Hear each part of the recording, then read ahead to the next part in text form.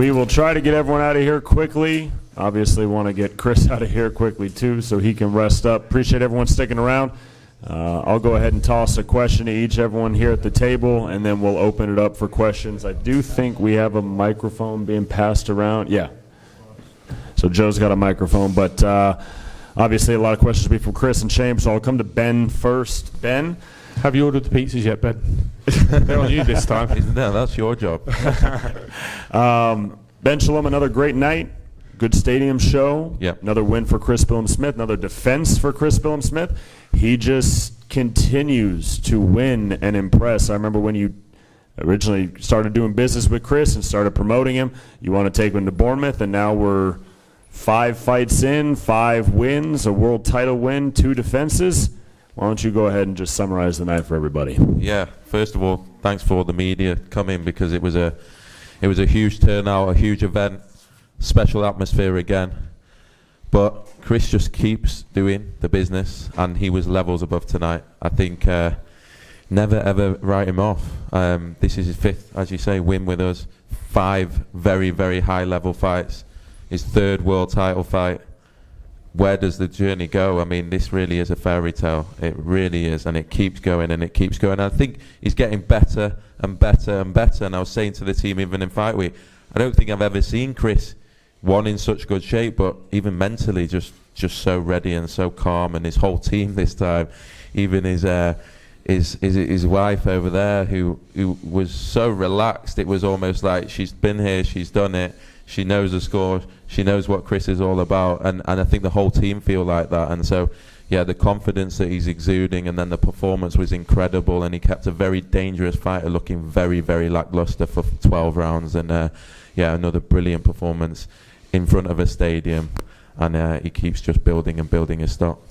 I'll come to Chris last. I'm going to come to Coach Shane McGuigan. Shane, so we've seen Chris win the European title in a fight of the year, win knockout of the year, dethrone an undefeated Okoli, break Masternak's rib to win that after outlasting him, and now beating an undefeated Richard Riakporhe and avenging his loss.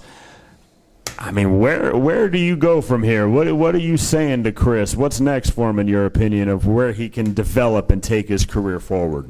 Oh, challenges. Challenges is the most important thing. You can see when he's up against it. Lawrence Okoli, Richard Riakporhe, 2 guys that in the bookies they had them clear favourites. He goes and does it. Goes and does the business. He rises to the occasion.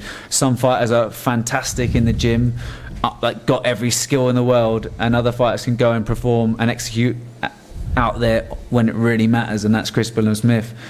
He strives for minor percentages, and over time it's always accumulated. And from right now we've got to go for a unified world title. I would love that. I'd like that against Ramirez or Noel Giva, the WBC world champion, and then we look to box Opatea early next summer. That's the dream fight, and why wouldn't we want to do that for an undisputed? Love that. Chris, I'm going to come to you, man. Something that I personally, and I think a lot of people in this room have noticed about your fights, is you stay remarkably calm. You don't get over your toes. You listen to your coach as well. You outlast damage. You're like the Terminator, and you always just find a way to win. When you're in there, when you were in there tonight, you seemed calm. Is that the right word to use? Yeah, I think so. That was literally the words. It was calm and reactive and ready. And look, Richard's a phenomenal fighter.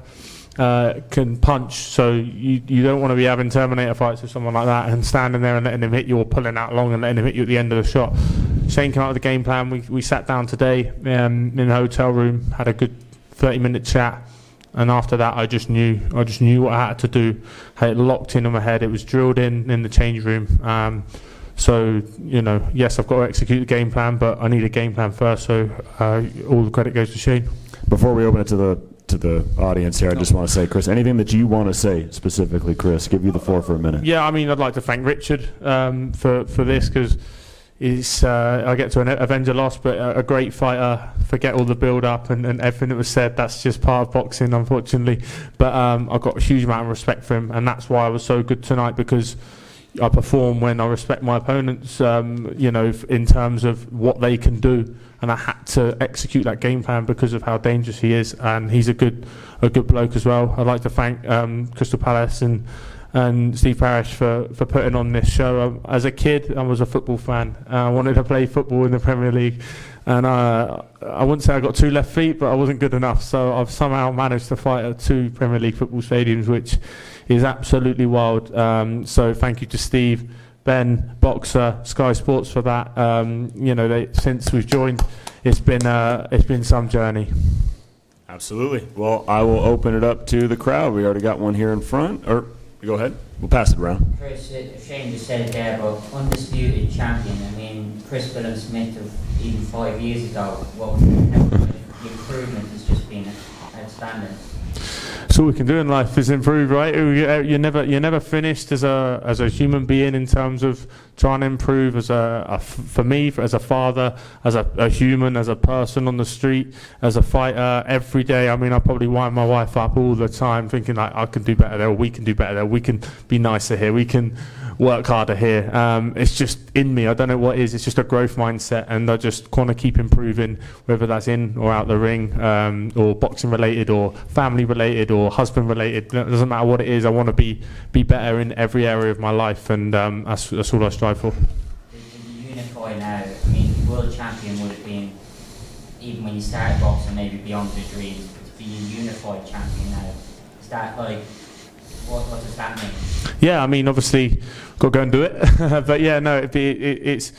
I think it feels like less of a step than going to become world champion, because that's the ultimate dream. But yeah, to be unified and then aim for undisputed as well.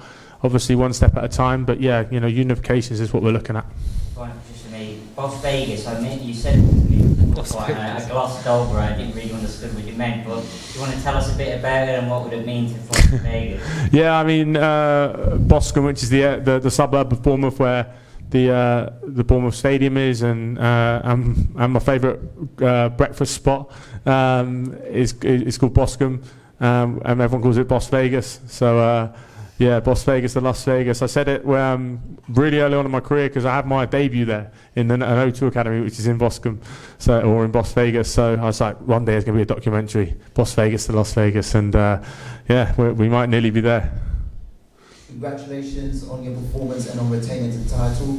Really, questions from me really is that, first question from me is, you know, what was the sort of difference between fighting Richard Riakporhe now and then from your first fight 5 years ago? And also in terms of coming out of the atmosphere like Selhurst Park, especially as the fans were on his side, how difficult was it to sort of come out, you know, performing in front of a crowd that isn't necessarily behind you? Yeah, I mean, firstly, difference to Richard 5 years ago is experience. He won the first fight because he had experience, and I won this fight because I got more experience. And they're important. The experience you can't buy, you can't fake it, you can't steal it. You just can't. You have to go through it. So the experience I've had, the ups, the downs, the bad performances, or tough fights, or whatever it is, all that, and the levels that I've gone through is everything, in the gym or in the ring. So that's a huge amount of experience is important. And yeah, look, the fans are booing me, which is what I expected as I faced them on my ring walk.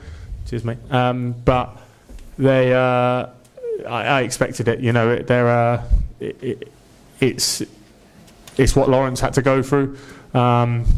And I have no hard feelings against the fans. Like I said, we're all Crystal Palace fans this summer, supporting England anyway. So yeah, it was great, and I just had to come in and do a job. Thank you. Thank you.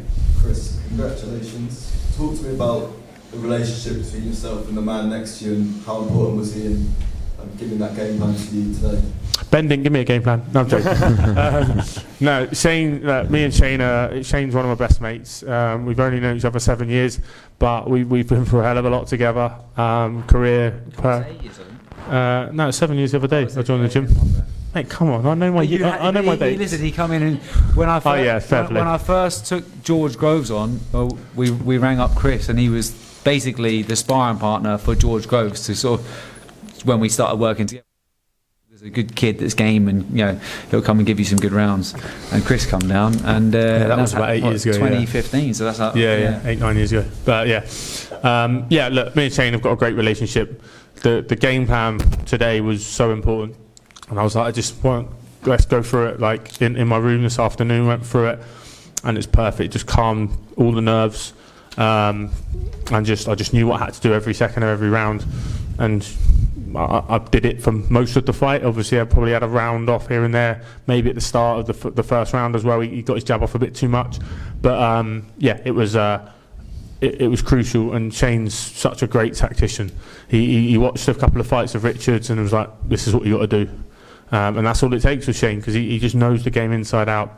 His knowledge is second to none, and like I said, he deserves so much credit. I thought Richard's clinch-heavy approach was sort of similar to the win against the Cody last year. Did that surprise you in there? Did you sort of feel that comparison as well?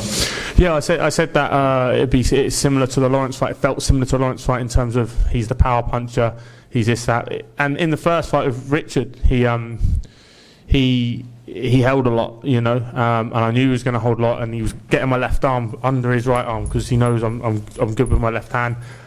So it's difficult to get proper clean shots off, and no one likes to let me work on the inside because that's not the right thing to do. So a lot of people hold, and then obviously the head was coming in as well. But you got to do what you got to do in there. I expected it, to be honest. Thank you. For Boxing Social, Shane, I just asked you, you've worked with a lot of fighters over the years. Chris seems to be getting better and better with each fight. How many more levels do you think he's got to go? What's he like to work with on a day-to-day? He's been unbelievable to work with. As a coach, you have to be able to add value to the fighter, and you also have to be able to maximise them. And I want to get to the end of Chris Billam-Smith's career and say there's not 1 extra % left in you. And even though he'd won a world title, there was still more percentage in him, because it's just from at the top level physically he's there, but how you strategically manage your energy throughout the fight, and that confidence and belief that you've got, that's where you get your extra percentages. And I feel like 2 stadium fights, that's his 3rd world title fight. It's phenomenal, and that's where you get that confidence and that experience. And I'm incredibly proud of him. Obviously, I'm going to get credit, of course, because he didn't come to me through the GB system. But you have to be able to have an athlete that's willing to go above and beyond and look for percentages here and there, and that's exactly what he's done. You can't discredit the work that he's doing because of the results. It's like the two of us have been working together. We always great conversation. We're always analysing things and looking. There's no finger pointing or nothing like that. He had a loss against Riakporhe. We went back and we just built on it. And even in that last performance, he had a slightly bad performance. But we both went back and we both stripped it all down and said, how do we need to get better? How can we get better on this one? And that's exactly what he went and did. And it was 10 times the performance of what Masternik was. All right, guys. Well, we got to let Chris get out of here. He's got a family to get back to. You all got families to get back to. Thank you all for hanging around. Happy Father's Day. It's officially Father's Day to all the dads out there, including this one right here. Take care, guys. Have a good night. Thank you for...